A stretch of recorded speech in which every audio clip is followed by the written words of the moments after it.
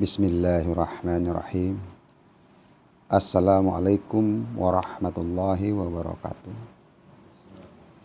Innal hamdalillah nahmaduhu wa nasta'inuhu wa na'udzu billahi min shururi anfusina wa min sayyiati a'malina. May yahdihillahu fala mudhillalah wa may yudlilhu fala hadiyalah. Asyhadu an la ilaha illallah wa asyhadu anna Muhammadan abduhu wa rasuluh allazi la nabiyya ba'da. Puji dan syukur tetap kita sanjung tinggikan kehadirat Allah Subhanahu wa taala. Salawat dan salam kepada Nabi Muhammad sallallahu alaihi wasallam sebagai uswatun hasanah, contoh teladan kita sampai di akhir zaman. Sahabat Taubi yang dirahmati Allah Subhanahu wa taala, bertemu lagi dengan saya Amri Lubis Walang yang akan membawakan topik diskusi kita yang berjudul Puncak Sesat. Nah, sahabat Taubi, sebelum kita mulai ada baiknya kita berserah diri kepada Allah Subhanahu wa taala seraya membaca kalimat basmalah. Bismillahirrahmanirrahim. Sahabat Taubi, pada surah Al-Fatihah ayat ke-7 yang berbunyi Ihdinas siratal mustaqim siratal ladzina an'amta alaihim ghairil maghdubi alaihim waladdallin,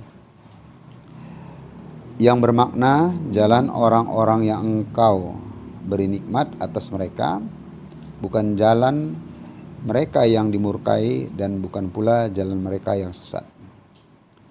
Sahabat Taubi, pada ayat Al-Fatihah bagian ke-7 poin ketiga yang berbunyi dolin atau walad dolin. Nah, kata dolin berasal dari kata dolla, tidak kurang dari 190 kali kata dolla dalam berbagai bentuk terulang dalam Al-Quran. Kata ini bermakna kehilangan jalan, bingung, tidak mengetahui arah, yang kemudian berkembang dalam arti imaterial, yaitu sesat dari jalan petunjuk, atau tindakan ucapan yang tidak menyentuh kebenaran. Pada ayat ke-7 surah Al-Fatihah pada bagian akhir yaitu walad dolin bermakna golongan orang-orang yang sesat. Artinya mereka telah berada dalam petunjuk tetapi mereka mengabaikan dan merasa benar. Nah, ini adalah ciri sesat itu berupa perilaku sombong. Sahabat Taubi, sesuai dengan judul, maka bila waktu puncak sesat manusia tersebut. Nah, ketika memasuki waktu asar sebagai puncak sesatnya manusia, setiap manusia berharap mendapat husnul khatimah.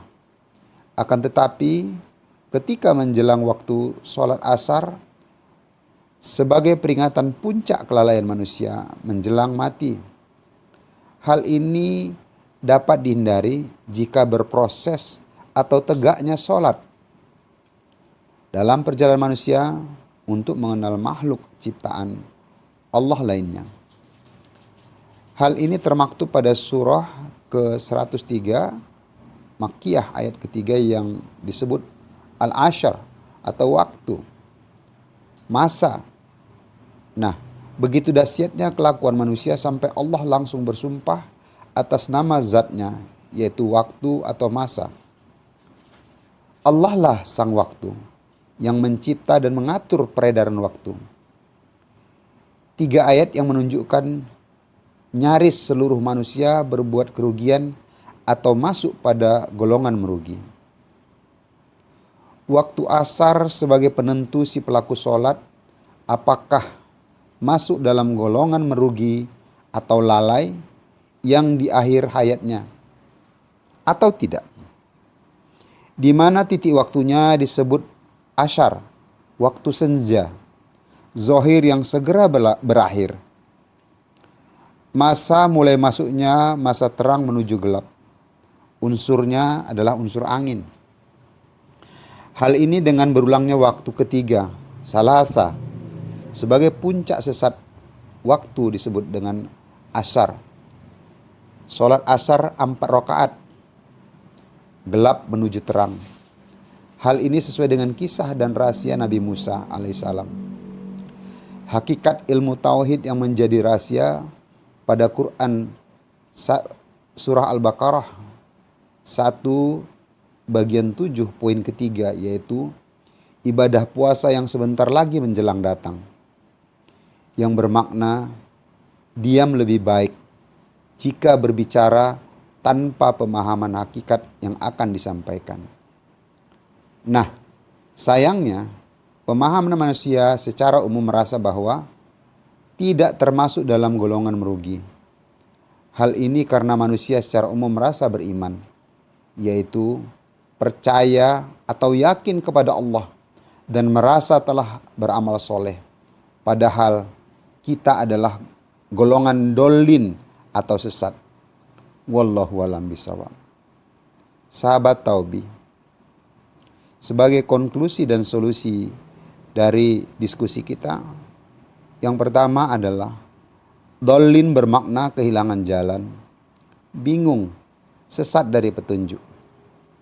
Yang kedua, bila atau kapan waktu puncak sesat manusia, yaitu ketika memasuki waktu asar sebagai peringatan puncak kelalaian manusia yang menjelang mati.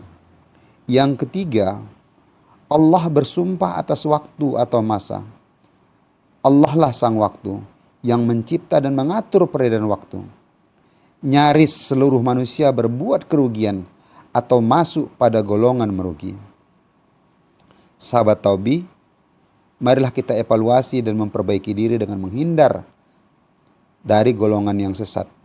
Semoga Allah memberi kita kesempatan untuk keluar dari golongan dolin sebelum ajal menjemput. Wallahu a'lam bishawab.